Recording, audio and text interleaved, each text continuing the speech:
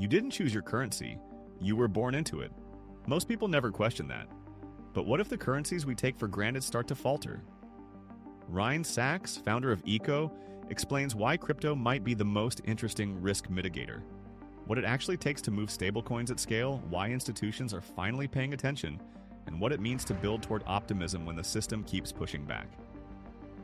This is Unblocked with Dr. Gemma Green. Ryne, welcome to Unblocked. It's great to have you on the show. I'm looking forward to it. Good morning to you. Good morning to you. You're a physicist by training, a lawyer, and a founder and now infrastructure builder.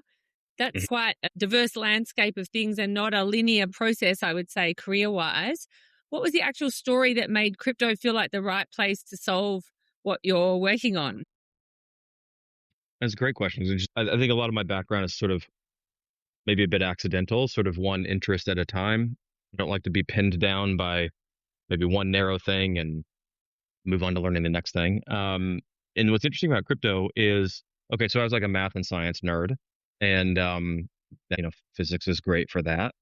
And during university, I also did a bunch in sort of like in the economics department. So it was also kind of like an economics nerd. But that was just kind of like a side interest.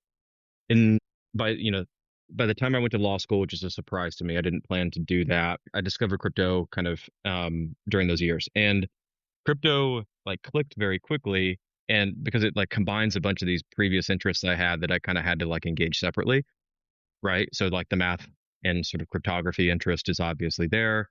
The economic implications are enormous. And so as both a technology and kind of just like a philosophical movement toward open networks, it was literally the first thing I'd ever discovered in my life that played on all of these pre-existing interests in the same problem space. And so when I got into crypto, not a financial decision, I had no money at the time. It was just like purely this kind of like intellectual space. They're just like, oh, wouldn't it be fascinating if this actually becomes a thing? And then 3 or 4 years later, it was just obviously becoming a thing. By that time, I was restless to go build something because kind of my technical background had never left. I knew I wanted to try to build a company. And it was just obvious by that point in time, it needed to be in crypto. It was becoming real. I was not going to be able to keep up with it as like a night and weekend hobby. I just needed to go all in. And so that's, kind of the long and the short of how I wandered into this space and why it appealed to me in the first place. Gotcha. And I mean, at some point you stopped trying to put eco in people's pockets and started to put it underneath the apps that they already use.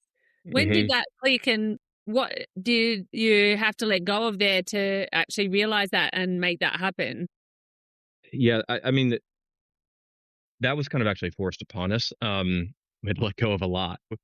Some people, maybe some of your audience members will know this, many won't, but I think Eco built kind of like the first full-featured stablecoin neobank. I'm aware of some wallets that were adding stablecoin features, but I'm not aware of like a designed neobank that runs on, in our case, USDC, being earlier in the market. So we decided to build that product because it was just very apparent by the end of 2019 that the crypto wallets were not like mainstreaming. Their UI UX was not designed that way, and it wasn't even close. And so we were actually fairly frustrated with that because we were kind of previously building technology that assumed that the wallets were going to become more mainstream consumer products. That was not happening. And so we said at the end of 2019, well, let's just go do this ourselves. And we built that app, the Eco app. And to know about it, you're probably like a US person because this was a US based product. If you do know about it, we built it regulated. We built it custodial because we thought that's the kind of like smartest leap for most people to interact with this stuff. And we built a full suite of bank replacement features. We built an early stablecoin backed card, which took us a year of approvals and bank review and card issuance partnership conversations to figure out at the time. We built kind of on-ramping straight in and out of USDC. We built a rewards construct. We built bill pay into that. You could feasibly use it as your primary account and get certain benefits as a result of holding USDC instead of your bank dollar. That was the whole promise and the whole design of the app. The reason I'm telling you all this is when the US bank and regulatory environment turned very hostile toward crypto, a product like ours was a prime target. And so the product did super well. We launched it in beta in 2020, and we launched it publicly in 2021 and 2022. And it did really well during those first couple of years. And we kind of hit a wall at the end of 2022 because after the FTX fallout, the sort of like crypto was just frozen out in the US, as many people will know. And building that product in a regulated custodial fashion we thought was our moat, and it turned into a huge vulnerability. So we had all these kind of banking partnerships that we were dependent on in the background, and we started to lose them one by one as they came under pressure from regulators to debank crypto customers. And so to answer your question more directly, we didn't actually proactively make the decision to go from the app to what we're doing now. It was very much a reaction. The app was kind of choked out of the US banking system, and we ultimately decided to shut it down because 2023 was really difficult, and it was just obvious to us that that product was not going to be able to, it was not going to be free to exist in that era. And so we shut the product down. And what we were left with was an interesting piece of technology that we had built for that product, but we never got to use. The design for that product was to start consumers in this sort of custodial USDC environment, but then to give them opt-in options to get an embedded wallet and to take that USDC on chain if they want to do other things with it. You don't have to, but we're going to introduce those features into the product, right? We're obviously trying to bridge people natively on chain. And so we built that on-chain infrastructure to move stablecoins around really seamlessly for our product. And we never got to use it because our banking partners told us absolutely not. You cannot take this product on chain. And so we're just like, it's a good technical substrate that we never got to merge in. And so after we shut the product down, we looked at that and we said, well, the technology here we think is really good. This problem statement of needing to move stablecoins seamlessly between chains and kind of different liquidity venues on chain, we think is going to become a relevant problem statement. There's going to be a bunch of fragmentation. And why don't we take that technology and turn it into infrastructure for other platforms, other app builders, stablecoin builders to utilize to streamline the UX and to move stablecoins more freely? That's a bet we made about 6 months after we shut the app down, and that's been the direction of the company ever since. So it's a bit of a long answer to your question, but it's kind of an interesting storytelling answer. We kind of ended up in this position unintentionally, but a lot of our best technology is sort of like fed into what we're building now. Nice one. Yeah, so I mean, Eco started as a consumer savings app, and now it's infrastructure for stablecoins liquidity. Correct. Way back, we actually started also as infrastructure for stablecoin liquidity, but no one needs to know or care about those first couple of years because it's just like way too soon, right? That was 2018. We thought Ethereum was going to scale faster. We thought stablecoins were going to scale faster as a use case. We thought the wallets, like I said, were going to go mainstream. None of that happened. So the first kind of like year and a half of the company is almost just like, you can think of it as like an R&D period where a lot of our assumptions about how quickly this sort of technology would be adopted were incorrect. And it's just interesting to point out because we're kind of full circle. We started out building infrastructure for stablecoin adoption. We've built the app because that wasn't happening fast enough at the infra layer. And we went back to infra. Yeah, it is full circle. It is worth mentioning. So you're building the routing layer that makes stablecoins actually move. But by definition, concentrating liquidity, routing through Eco makes Eco like a new intermediary of some kind. And if Eco succeeds at scale, have you solved like the concentration problem, or have you just moved it one layer up? So there's a really important distinction that I would make. We aggregate liquidity, but we don't own it all. So you can think of Eco's architecture as kind of like two layers. There's like this base layer that does the liquidity aggregation and the routing logic. And that's just like the substrate that's really, really good at moving money on chain. Whether you're trying to move between major stablecoin assets or major DeFi markets or major chains or some blend of those things, that layer is really good. And that's protocol and smart contract based, and anybody can call to it. And it incentivizes liquidity aggregation and reads sort of into market liquidity from a number of different sources.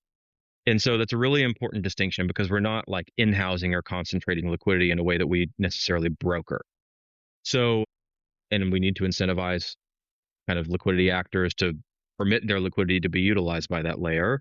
But ultimately, anyone can move money across that layer. and they don't need to actually go through eco. The second layer of our architecture is a layer of permissioned APIs and tools, et cetera, that you may want to use for more specialized purposes, right? Like the first layer that anyone can use, they can just tell it, I want to move money between point A and point B, and they'll get a quote for moving it, and they can take it or leave it.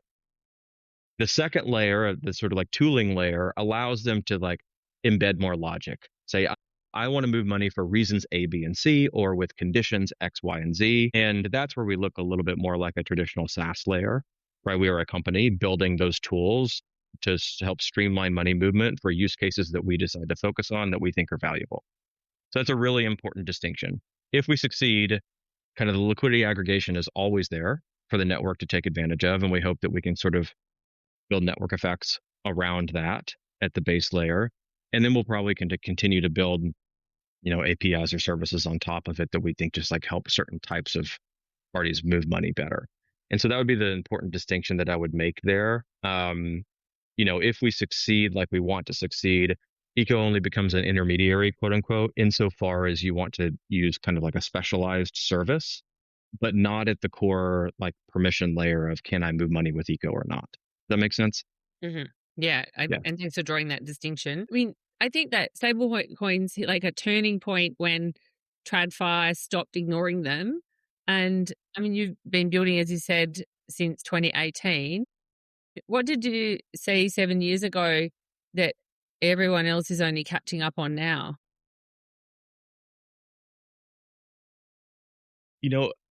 There were a number of people that realized this at the time. Some of them survived and some of them didn't. It's pretty simple. It's just like, this is inevitable payment technology. It's just better. And I don't know how long, in 2018, we're like, I don't know how long it's going to take the world to realize this, but it's literally just fundamentally better. I think we realized that because everybody that kind of had anything to do with starting eco, some of our early advisors, my co-founders, we all understood the traditional world of payments fairly well because we had kind of had some e-commerce experience. And so we had wrestled with card processing and we knew kind of a bit about that stack. And we knew how inefficient it could be for digital payments in particular. And clearly it's become well optimized over time. Stripe's done a ton of work to make that accessible, but it's still sort of like there's a number of layers within that we thought aren't very efficient. And stablecoins are just going to disintermediate a lot of that process and just money that moves better. And that's just like a fundamental truth to the technology. And so that's all we really saw. And it's like, it's just a matter of time before money, like back to physics, right? Like money flows like fluid dynamics, right? Like if you give it the opportunity, it will choose the path of least resistance, lowest cost, fastest clearance. And of course, it's restricted from doing so by regulations and by sort of like bank payment networks today. But if you introduce an entirely new paradigm where it can flow more freely, the incentive is going to be there to route it that way. Mm-hmm. And so it wasn't like some like huge unrealizable insight. It was just like, it was kind of like hiding in plain sight, right? It's like, oh, this is just like obviously better. And it took way longer than we realized for regulatory clarity to come around and reinforce that. And then for the institutions to then leverage that regulatory clarity to start adopting it themselves. But the technical fundamentals were always there from the beginning. And so that's what we saw. And it didn't actually seem like that outlandish of a bet when we started building. It seemed like crypto was starting to grow up a little bit. We'd had Ethereum for 3 years. We'd had Bitcoin for 8 years or something like that. And it seemed like, the bet of this technology continuing to be adopted, continuing to improve and scale, and the stablecoin use case being built on top of it seemed early, but it also seemed clear. And with that kind of analogy of, it being like water and moving through to the, the most efficient kind of pathway for like smaller economies, you've acknowledged that if stablecoins scale quickly, it could effectively half currency flows in dollars, not local currency. How big a risk do you see that as being a destabilizing factor in those places? So that's one of the most interesting kind of like macro questions to me. I don't actually think it's a huge risk for two reasons. I think it's a super interesting thought experiment, but I don't think it's a huge risk for two reasons. One reason is that some economies want to pseudo dollarize. They might not formally dollarize, but they might sort of like calibrate or peg to the dollar. And that might just accelerate their ability to do so. So then, like, in that case, the incentives are aligned. In the cases where incentives aren't aligned, countries will if they see that starting to happen, countries will quickly react like they always have, and they'll impose capital controls. Like that, they'll just regulate kind of how you can get in and out of this technology, how you can get in and out of dollarized stablecoins or local currency stablecoins, and they'll do so relatively quickly, and that's fine. That's just like what always happens. And so I think practically it's not that big of a risk. Although I do think like one of the most fascinating things about the technology it gives you free access to alternative currencies. And most often in stablecoin game today, that's the US dollar. And so it is super interesting to see like how quickly does that draw nascent demand into dollar access. I think it's very likely that compounds and happens more quickly than people realize. I think that's actually already happening. And so that's a very interesting signal. But at the end of the day, if that actually kind of becomes statistically significant to some emerging economies that don't want to align themselves with the dollar, they'll just do what they've always done and kind of limit product accessibility to get in and out of that currency or in and out of USD stablecoins. And that's unfortunate, maybe, but it's also like fine. It's just like the way the world works. Mm-hmm. Yeah. I mean, I would say the dollar standard is being reinforced by stablecoins, the existence of them, with things like oil, where certain countries are now asking oil tankers, to pay in yuan to pass through the Strait of Hormuz. Would you say that stablecoins are strengthening the dollar or opening the door for the yuan? Do you see the petrodollar loop breaking in any way related to stablecoins? I don't think so. I think stablecoins bear on that very much. I think that larger, higher up geopolitical decisions bear on that mostly. Like there's a digital yuan, there's USD stablecoins. Maybe those technologies make it such that those currencies maybe are a little easier access, certainly way easier to move in certain circumstances. But I don't think that the currency competition is really at the stablecoin layer right now. Mm-hmm. Higher up the food chain. Many are talking about like the drift hack and contemplating why it happened. In that context, Circle, I think they had 6 hours and like the technical capability to freeze was like more than $200 million stolen in USDC that moved through their own bridge, but they didn't act. And I mean, as a founder building on a stablecoin infrastructure, does that change how you think about counterparty risk with issuers? Okay, so we think about counterparty issuance a lot, or counterparty risk with issuance a lot, but it's kind of separately from the question you actually asked. And so I can speak to that.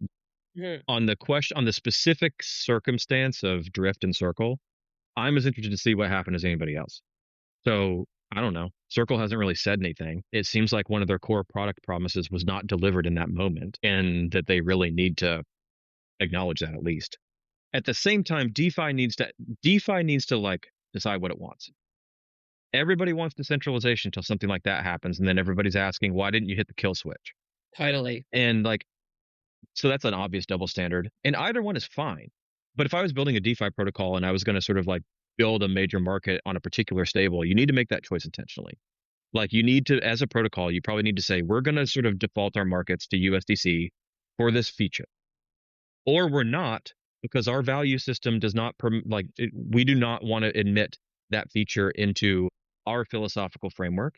And either one is okay, but you probably need to say it and then let your market participants price it. That's my opinion there. And so it's just interesting every single time this happens, right? Like the DeFi people who are at least surface level decentralization maxis want to hammer why weren't the funds frozen? And we can freeze funds for pretty good reasons sometimes, right? But also Circle needs to they need to say something here. And right, like it's a pretty big lapse if hundreds of millions of dollars are flowing toward known kind of sanctioned directions and addresses, and you see those flows happening for many hours, and you're a multi-billion-dollar company with presumably hundreds of people and analytics tools designed to monitor those flows, and you miss it, and then you don't say anything. So clearly there's liability risk in that, but they need to fix that. but I don't know anything more than that, more than anybody else does. What's interesting for us on stablecoin counterparty risk, there's a couple ways that factors into how we think about our own network. One is counterparty risk is really collateral management. So like different stablecoins have different collateral models. And nowadays, most stablecoins that everybody uses are centralized collateral managers. And so the price of the stablecoin or the price difference between two stablecoins is largely a reflection of not only the difference in liquidity in the open market, but also their different collateral models. They're not exactly the same thing. And so we think about it from a pricing perspective. If you want to be able to price stablecoins really well, part of that is like a risk margin on is someone's collateral backing a little bit more risky than somebody else's. So that's the first way we think about it. The second way we think about it is some compliance sensitive parties that want to transact over our network like are going to whitelist what liquidity and what stablecoins they're willing to interact with. And that is a counterparty risk that they're basically communicating to our network to control for. So that's the second way we think about it. It's just like some transactors across our network have different sets of requirements and conditions with respect to what stablecoins they're willing to hold or pass through. Yeah. So, I mean, the problem is like execution certainty. And I think what you're saying is you think you're using something that's decentralized and permissionless, but it's actually not that. And you find out afterwards. But if you understand philosophically what the actual approach is and what the attack surfaces are, and sometimes it might be smart contracts or keys, etc., then people can price that in and understand the return that they expect, taking account of the risk. But it's where that they think it's a certain way, but it's actually not, and they find out afterwards that's a big part of the problem. Well, I mean, people should price that in. Yeah. Right. Yeah. And the space is growing up accordingly, and hopefully that happens in better and more transparent ways going forward. Certainly, if we mess up enough times, it's going to be forced to happen in certain ways by regulatory boxes that are going to be drawn around the DeFi market. That's probably inevitable. Definitely. I mean, the stablecoin settled about $32 trillion last year, and there's a gap between the price you're quoted and the price you actually get. How is that not just a crypto version of a problem fintech solved 20 years ago? Well, it is. We just need to solve it in a new way because the money moves way faster and the markets are way more dynamic. And so the infrastructure that we built to solve it 20 years ago is just insufficient at the scale and the velocity of money that I think that we're going to end up with in these markets. And there's a few structural differences, which are like the large TradFi markets are largely isolated from each other in terms of liquidity can't like flow instantaneously between them. It needs to be cleared. There's some delay in that. And that's why a number of intermediaries exist. Whereas in crypto, you have chains and DeFi markets that are kind of like intra-block composable. And so liquidity can flow much more dynamically, can price across those markets. The theoretical velocity of money and volume of those flows that we may realize in the crypto ecosystem, the on-chain ecosystem, gets way higher and way more dynamic. And so those pricing problems are like higher frequency. And so even a simple send or swap, pricing it across the crypto ecosystem, we could assume that like demands high frequency trading type of infrastructure within like a year as chains get faster and as velocity of money gets faster. And then as agentic transactors, whatever that ultimately looks like, inevitably come online. So in some ways, the analogy like holds really well. It's kind of like we're reinventing stuff that we've already had to solve, but with new structural opportunities and with new structural constraints and more open markets.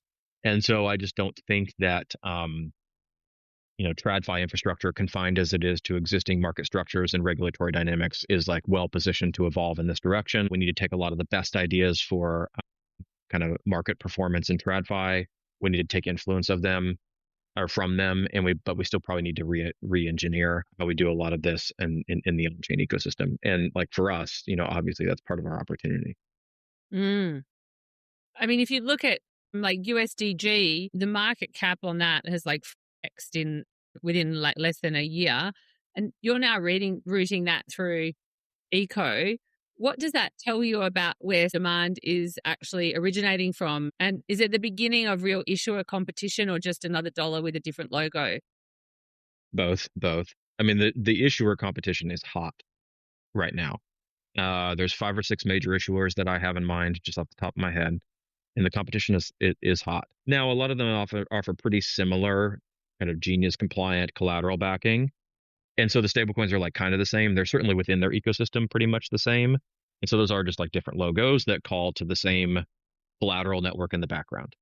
So that's why I say it's kind of both. In our network, we are not trying to be like an every chain, every stable proposition. So I kind of think of like we want to sit in what I think of as the stablecoin wholesale market, which is there's a shorter list of chains, a shorter list of DeFi markets, and a shorter list of include vaults in DeFi markets now, and a shorter list of stablecoin assets that are going to do the lion's share of settlement volume. And even some of the longer tail stuff will tend to round trip to the liquidity of the wholesale market. And so that's what we optimize for. And so we only choose to support a chain or a market or an asset when it's showing like real demand. And as you mentioned, we added USDT support just in the last quarter because of that growth. And the demand driver is actually pretty simple. Genius Act finally passed in the US, and institutions are realizing that there is margin to gain by controlling their own stablecoin if they have a product ecosystem where it makes sense to have a stablecoin. Maybe even margin to gain just by adopting somebody else's stablecoin. You get a little bit of transaction margin on the way money moves.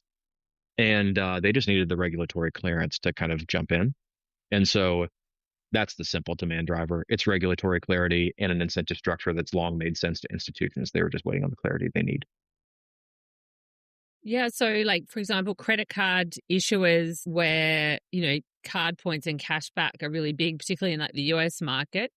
But I mean, that's not really a factor in other parts of the world. Would that be like a differentiating recipe for stable coins yield generation is another one of the aspects that makes them significantly more attractive than fiat. How do you see the landscape evolving around this?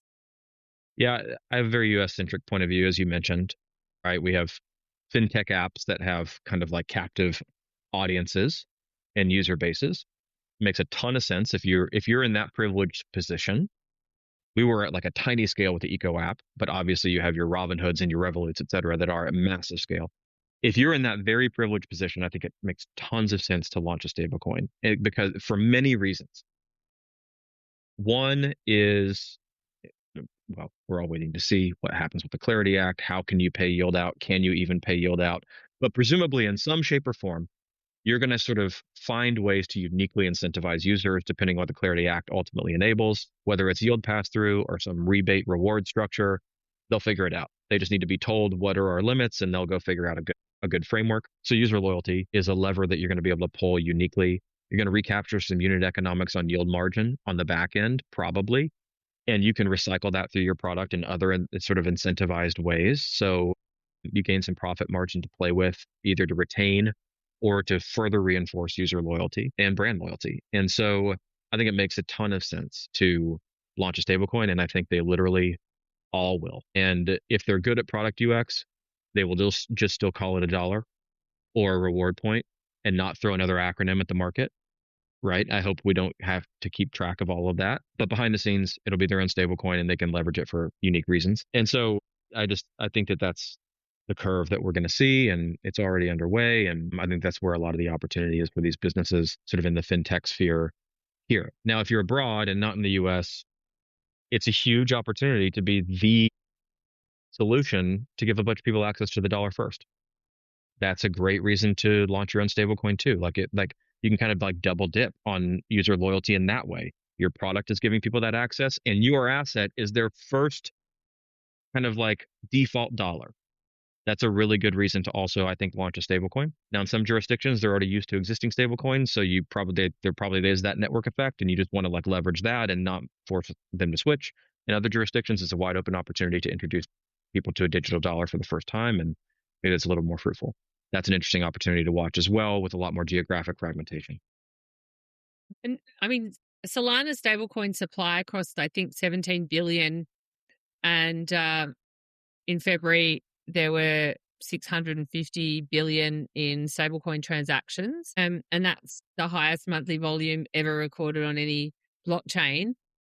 I think Eco integrated with Solana in December last year. Yeah. What are you seeing on that chain specifically that you're not seeing anywhere else? Well, clearly there are the performance advantages to Solana that sort of its entire product promise. So like faster payment clearance, faster trading optimization has always been Solana's thing. Other chains are coming into that space, but that's like Solana's like solely focused on that since day one. But I think it's just focus. is just like focus. And we are going to win institutional stablecoin volume by giving the best suite of tools for highly optimized payment and trading flows with stablecoins. Now they're like fairly early in that, but they're investing in it heavily. They're literally building teams to deliver on that promise, and they're expanding the Solana developer platform to deliver on that promise, and they're doing high level business development. The only other general purpose chain that I see similarly pulling that off and focusing is Polygon right now. Those are the two in the market. And then of course you have Arc and Tempo, et cetera, coming online with more of that focus from day one, but we kind of think about them differently because they're kind of earlier stage and corporate sponsored. But in the market of general purpose blockchains, doing a great job of focusing on a use case and kind of making like real headway in business development, it's Solana leading the way, and it's Polygon catching up as well. And so that's what I see from them. It's just like pretty simple. They decided it's a strategic priority, and in both business development and in developer experience, they've started to invest in ways that are market leading, and we intend to grow our support of that ecosystem materially, not just support it, but like really help them penetrate with our best tooling and options for money movement. And I would say that that's a really interesting area of opportunity and a space to watch for eco this year. Gotcha. I mean, you raised like $90 million from A16Z, the Founders Fund, and Pantera. What was the one thing apart from the check that they contributed to the success of eco that's oftentimes perhaps getting lost? I mean, it's obviously different for each one, but the thing I'll say of all of them is patience, right? Like they invested in the app era, and our app was ripping. It was telling an amazing story. And then we had to shut that product down, and we decided to reinvest and rebuild at the infra layer. And it was mission consistent with what they invested in, but it ended up being a very different product. And I've had full license to take that swing. And so when you have really mission aligned investors who are also just really good investors at the venture game and understand that you kind of got to navigate to find your way, sometimes having that license and that support and that patience when the market kind of turns in an unexpected direction is the thing that I can say is a common denominator where we've been very fortunate. Mm. Now, clearly we have a massive sense of urgency, but I have felt nothing but support from my major investors in the 2 years since we charted this new direction, and belief from them that we're gonna figure that out. And I would add Activant to that list as well. And so, and then they all offer like something like a little bit different. Like A16Z is so crypto native, and they are just like so long. Like crypto investors, a lot of times, generally, they get this kind of rap for being short termist. Like, no one we're talking about here is short termist, and like A16Z is just like they're thinking in decades. So that's one thing about them. Pantera is just like a first mover market expert with some of the best portfolio network effects and some of the best like liquid fund and liquid market intelligence. Founders Fund speaks for itself on the network effect of their founder quality and just like their ability to see things before anybody else in the market does. The brand there is just incredible in that way. And then, Activant on their kind of like core fintech expertise. That's the only thing that they really invest in, mid growth stage mostly. And they just have like really deep level of sophistication in supporting fintech, payment related money movement companies in terms of their unit economics, their pricing models, their go to market penetration. And they're a real success story in that regard. That's what I'd say specifically about each one. Mm. I mean, with your focus on infrastructure rather than consumers, it sounds like the next wave of stablecoin users for you won't be individuals. They'll be PSPs, fintechs, issuers, treasury teams. And those buyers don't adopt infrastructure through white papers. They do that through procurement cycles and compliance reviews and SLAs. What does your sales motion look like for that customer, and how long does it take? Yeah, we're just figuring that out right now, to be honest. So the way we've gotten to market for the last year is we've mostly worked with platform partners that are themselves like developer platforms. Mm-hmm. And so the first order challenge for us is to optimize dollar flows between the major on-chain markets. And so for the last year and a half, we've mostly worked directly with stablecoin issuers, blockchains, some DeFi platforms to optimize liquidity and routing among them. Mm-hmm. And so that for us it's still a little bit longer sales cycle, but it's a familiar conversation because they're crypto builders, right? Just now have we, like in the last, I would say 3-4 months, do we feel like we've networked the dollars, the on-chain dollars well enough to kind of start to go up market a little bit? And so now we co-sell and co-develop with many of them to their target customers. That's a motion that we have. Because our technology has given them a unique capability to offer to an institution that they've been recruiting. And then separate from that, we're just now kind of like figuring out our own motion to go more into the institutional enterprise market directly. And I think that's our opportunity for this year, and much of the way our own like financial roadmap and product roadmap and are designed assumes that we need to build that capability. And so, we'll see. I'm in the very early stages of that. I still sort of like the tip of the spear on a lot of those conversations. And we're starting to build a sales organization internally to kind of take the patterns we've seen that we think are repeatable, the product opportunities that we know are compelling to those types of customers, and take what is maybe a 6-month conversation now and see if we can accelerate that in various ways. And I think you'll see Eco kind of like go up market in that way, which would be really interesting kind of like positioning evolution for us, right? Like we are on-chain builders. Our partners are like other on-chain builders that have significant clout, certain chains, certain interop networks, etc. And we're all figuring out how to have that conversation. I think a really good example to look at right now is Morpho, right? Deep DeFi builders. Now they're talking to institutions and banks all day. So they have figured out that motion and invested in it over the last 6 months, and maybe we're a couple months behind them in a similar curve, but you'll see that pattern from, I think, a lot of leading crypto projects that have some level of scale. And I think actually our regulated background is going to give us a real advantage in those conversations because we've lived it. We were a money transmitter with our app. We've had licenses in the past. We know what those requirements are going to be, what compliance sensitivity a lot of those procurement teams and a lot of those institutions are going to need to see satisfied. And that's just a language we speak very well, and I think kind of natively better than most on-chain teams, obviously. And so we're building that motion. Makes sense. You just launched a new product called Programmable Addresses, which tackles the receiving of money movement on-chain. Can you talk us through a use case of what that does and what was broken that needed this product? Yeah, so and it's actually an early version of a broader product that I can kind of speak to as well. But programmable addresses is simply you can give your users a product specific address. It can even be like a subdomain for your product, Ryne.eco.eth, something like that, and attach routing logic to it. So, we have this general address paradigm across the on-chain ecosystem, but you have different addresses for different reasons.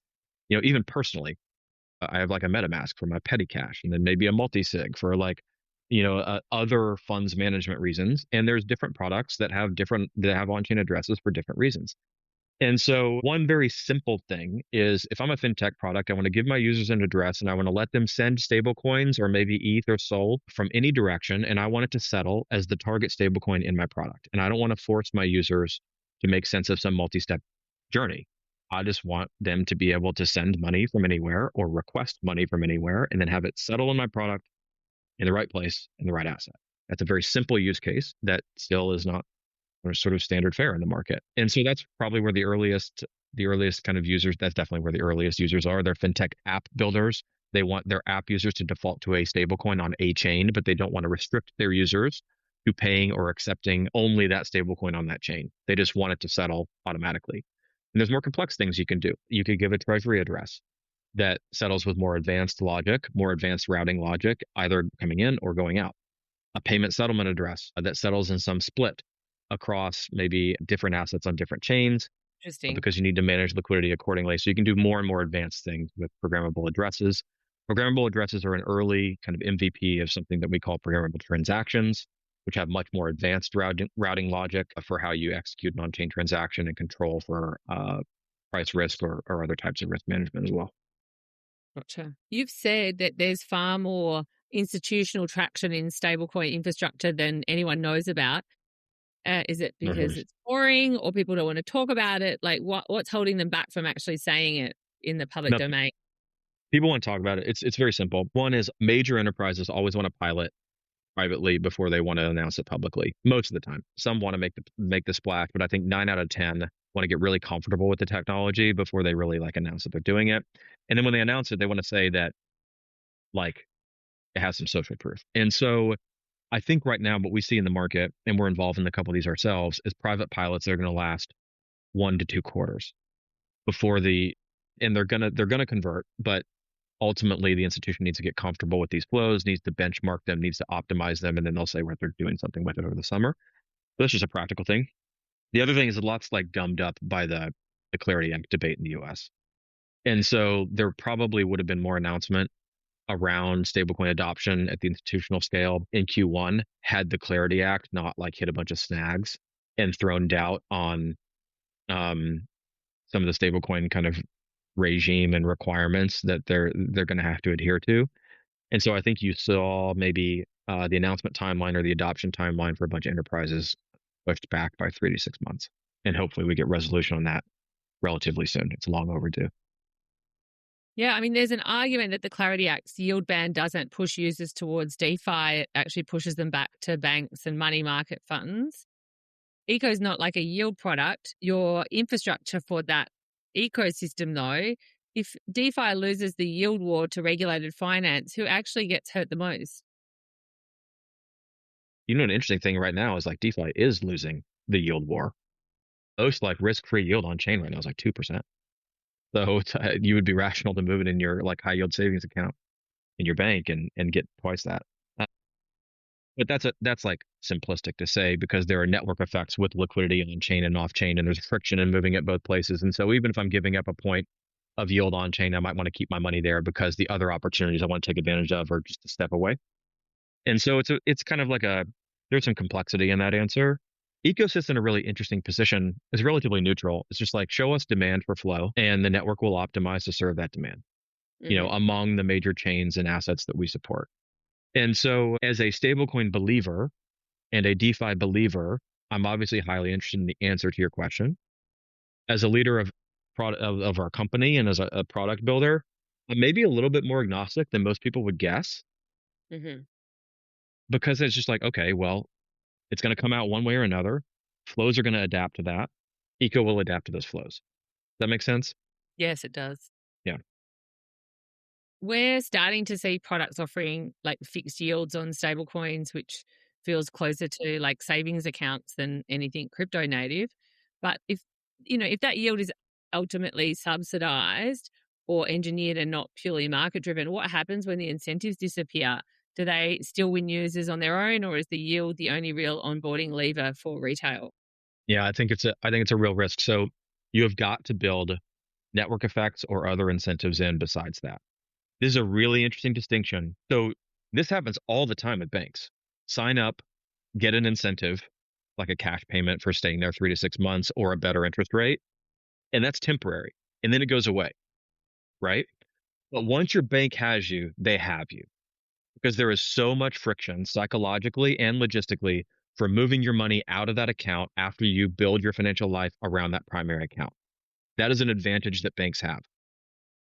Currently, DeFi does not have that advantage at all. If you can get into the DeFi product, you can probably figure out how to get out of it, and you can get out of it quickly. And so unless they build a very captive kind of like app layer product experience, or they're embedded in a fintech product that builds other incentives around holding your money there, rewards, liquidity, network effects, etc., there's that risk. And that's a really interesting distinction that may be underappreciated, I think, in the market. But it's still early there. And as soon as we get clarity and those fintech products start to adopt stablecoins, like I've said, they will build those incentive structures around more DeFi defaults. But the DeFi protocols themselves do not have defensibility there. They need to partner with app layer product builders and other liquidity managers and adopters to start to build some network effects that make the flight risk a little bit, that mitigate the flight risk. Yeah. I mean, you've said that, I think on a CNN interview, that crypto will demonstrate to billions of people that money is a choice. What do you mean by that? Well, you're going to have currency choice. Many people are going to have currency choice for the first time. What currency do I use? Not just what product do I use? Like, we have that choice in many geographies today, like different ways to use my dollar. But in other ways, you're going to have choices between different digital dollars. You're going to have choices between different yield markets more than ever before. You're going to have choices between different currencies entirely. There's other non-USD stablecoins that are inevitably going to come online as well. People never had that level of choice. So I'm sure like regulations will serve to restrict that a little bit, but it's a really, really interesting opportunity for crypto. It always has been. And I'm here for that. In the longer run, I've said this before as well. Risk is seeming a little bit far out there, but what if countries are not very good currency managers a lot? What if some of those currencies that we take for granted start to falter or start to be viewed as more high risk? Maybe that level of currency choice that crypto has provided is a really interesting risk mitigator. I don't know. We'll see. I mean, we talk about choice like, it's in and of itself a better thing, but is there a version of that story where that level of choice actually worries you? Yeah, there is. I mean, if you take that to like its theoretical max, right? What if some of the reserve currencies we have in the world today start to be viewed as overly risky? In that circumstance, crypto, I've said this many times, but crypto is going to expose the reality to a bunch of people that money is like a collective choice, and clearly a lot of us are forced into the currency we chose at a young age because we live in a particular place. But if you have access to different currencies, you realize that a lot of the stability function to a given currency is people's choice to trust in it, and maybe a lack of an alternative to route their financial life elsewhere. And if you have enough people that realize that, if there was like a destabilizing moment where a bunch of people realize that at kind of relatively the same time, then it's either incredibly destabilizing in the world, or it's an equitable opportunity for people to find stability with options they've never had before. And one of the reasons I'm in crypto, like one of the philosophical like values reasons I'm in crypto, is that if you're an early crypto builder, you can really like bend that toward optimism. You have like an opportunity to build in a way that bends that outcome toward optimism, and not like a fracturing force, but give people kind of the right on-ramps and the right off-ramps for their financial life, the right level of choice for their financial life that makes that an equitable opportunity. And I think that's a really important reason for being here. Wonderful. Ryne, it's been a pleasure to chat with you. Thank you so much for your time, and congratulations on what you've created so far with Eco. Look forward to following your progress and success. Yeah, thank you so much. It's still early, but we're trending well. It's really good to speak with you. The questions were great. Really appreciate it. Pleasure.